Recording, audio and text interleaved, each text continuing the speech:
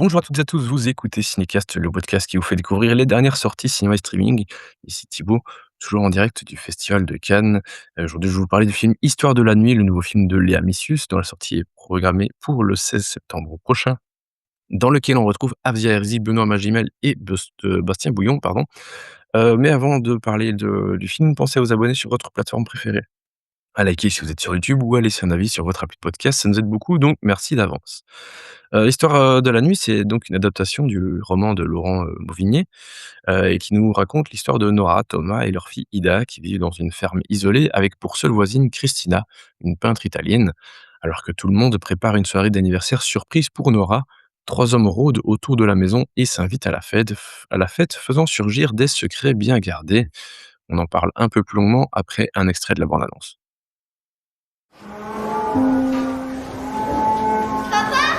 Tu préfères lequel? Elle te donne pas la moitié de ce que tu lui donnes. Elle te mérite pas.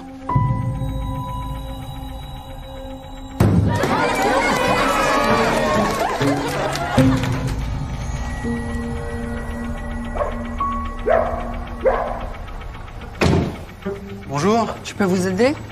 c'est magnifique ici.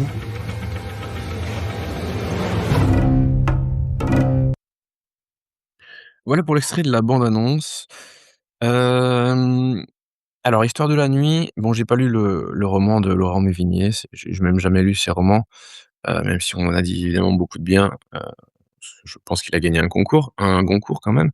Mais, voilà, je ne savais rien, je savais pas de quoi il s'agissait et en fait, c'est un film de genre. C'est-à-dire que c'est une histoire de home invasion, hein, vous l'avez vu là, à la fin de l'extrait de la bande annonce, on a ces hommes qui arrivent, chez Christina. Elle a aucune idée de qui c'est, ce qu'ils font là. Mais voilà, visiblement, ces hommes ont une raison derrière la tête, heu et cette raison, bah, alors c'est pas Christina qui est la cible, mais mmh, c'est plutôt la famille et c'est même Nora la cible qui, heu, sans trop en dévoiler quand même, globalement est recherchée par des personnes issues de son passé. Voilà. L'Amicius, c'est une réalisatrice que j'aime beaucoup. J'aime vraiment bien Ava, j'aime beaucoup Les Cinq Diables. Autant dire que j'étais quand même assez curieux de voir ici, ce qu'elle allait faire avec son nouveau film. En plus, bon voilà, quand j'ai vite compris qu'il s'agissait d'un film de genre, d'un home invasion, bah, j'étais content parce que voilà, vous savez que je suis friand de cinéma de genre et j'étais très curieux parce que, voilà, en plus, c'est toujours bien d'avoir il faut qu'il y ait de plus en plus de réalisatrices qui fassent des films de genre. Autant dire que je l'ai regardé quand même avec un certain désintérêt malheureusement, parce que, autant, bah, je vais commencer avec le positif, je trouve que formellement, c'est assez réussi. C'est-à-dire que la mise en scène est pas mal, c'est assez efficace, heu, la photographie est très belle. Je trouve que Léa Missius, elle utilise bien ses espaces, on comprend bien à chaque fois où tout se déroule, hein, les différentes pièces de la maison. Une fois que les assaillants arrivent et que la famille est là et cetera et est mise, est prisonnière de ces gens, tout ça, ça fonctionne bien. Hem, je trouve, aussi qu'il y a une partie du casting qui joue bien, mais je reviendrai là-dessus, par la suite. Mais le problème principal pour moi, c'est, heu, l'histoire en elle-même, en fait. C'est vraiment pas très, très intéressant. C'est un home invasion assez classique, avec des gens qui arrivent dans cette famille, qui, ne comprend absolument pas de quoi il s'agit. Sauf que, on comprend très, très vite en tant que spectateur, une fois que tout le monde est là, parce qu'en fait, il y a d'abord, la petite fille qui va rentrer de l'école et puis il y a le mari qui, préparait un peu, la fête d'anniversaire surprise, prévue le soir pour sa femme et puis seulement, la femme, Nora revient un peu plus tard et donc jusqu'à ce qu'elle arrive, on sait pas trop, ce qui se passe. On sait pas pourquoi ces gens sont là et une fois qu'elle est là, bah, on comprend que oui, c'est elle la cible, que c'est elle que les gens viennent voir et que c'est par rapport à des choses liées à son passé à elle. Passé dont évidemment sa famille n'a pas connaissance et j'ai l'impression de vous dévoiler des choses, mais en fait c'est hyper convenu et attendu parce que sinon, heu, sinon tu fais pas de film quelque part. Par contre, je trouve que ce serait intéressant de faire ce genre de film où en fait la famille est au courant ou une partie de la famille est au courant de ces choses, du passé que souvent les personnages veulent cacher, veulent taire, par par peur d'être jugés, par peur d'être quittés, par peur de représailles et cetera. Enfin voilà. Et donc voilà, ici évidemment qu'elle cache, son passé, heu et et voilà, s'ensuit ce qui doit suivre en fait. Bien sûr que tout le monde va pas en sortir indemne, bien sûr que va y avoir de la violence, du sang, enfin voilà, tout ça on s'y attend. Donc je trouve ça assez, enfin plus que convenu, je trouve ça même franchement caricatural. Ce qui m'interroge en fait sur, le matériau de base, à savoir le bouquin de Mauvigné. Je je je me demande si c'est vraiment bien en fait. Enfin, voilà.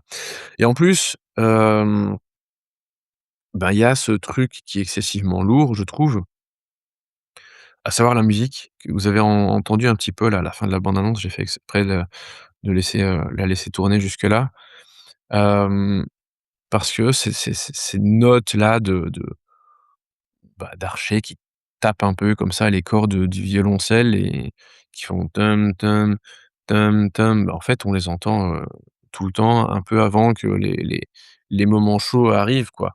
Donc on nous prépare à de la tension tout le temps, mais c'est juste très lourd et pas vraiment efficace. Malheureusement, j'ai l'impression que c'est une espèce de cache-misère pour essayer de donner un peu d'intérêt à ce qui se passe, pour mettre, le spectateur sous tension, mais voilà, je trouve qu'en fait, la tension, il y en a assez peu finalement. Donc ça, c'est dommage. Et enfin, bah, je voulais conclure quand même enfin avant de conclure, je voulais parler du casting.